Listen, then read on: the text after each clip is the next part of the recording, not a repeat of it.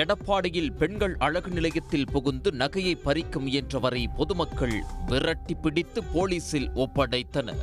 சேலம் மாவட்டம் எடப்பாடி நகராட்சிக்குட்பட்ட வெள்ளாண்டி வலசு பகுதியில் உள்ள பெண்கள் அழகு நிலையத்திற்கு இருசக்கர வாகனத்தில் வந்த ஒருவர் ஹெல்மெட் அணிந்தபடியே அழகு நிலையத்திற்குள் புகுந்தார். அங்கு கவரிங் செயின் ஒன்றை வாங்கிவிட்டு சில்லறை தருவதற்குள் அழகு நிலைய உரிமையாளர் திலகவதியின் கழுத்தில் கத்தியை வைத்து மிரட்டி அவர் அணிந்திருந்த தங்க நகையை கொடுக்கும்படி மிரட்டியதாக கூறப்படுகிறது. அப்போது திலகவதி கூச்சலிட்டதை தொடர்ந்து உடனடியாக அங்கிருந்து கண்ணிமைக்கும் நேரத்தில் பைக்கில் தப்ப முயன்றார். அருகில் இருந்தவர்கள் அவரை துரத்தி பிடித்து சுற்றி வளைத்து சரமாரியாக தாக்கினர். பின்னர் அந்த நபர் எடப்பாடி காவல் நிலையத்தில் ஒப்படைக்கப்பட்டார். தொடர்ந்து போலீசார் நடத்திய விசாரணையில் அழகு நிலையத்துக்குள் புகுந்து நகை பறிக்க முயன்றவர் எடப்பாடி ஒன்றியம் போடிநாயக்கன்பட்டியைச் சேர்ந்த 50 வயது செந்தில்குமார் என்பது தெரிய வந்தது.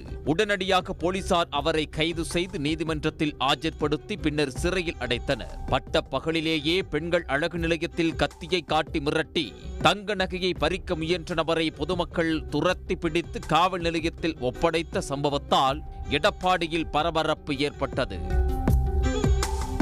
உடனுக்குடன் செய்திகளை தெரிந்து கொள்ள சன் நியூஸ் பெல் ஐகானை கிளிக் பண்ணுங்க.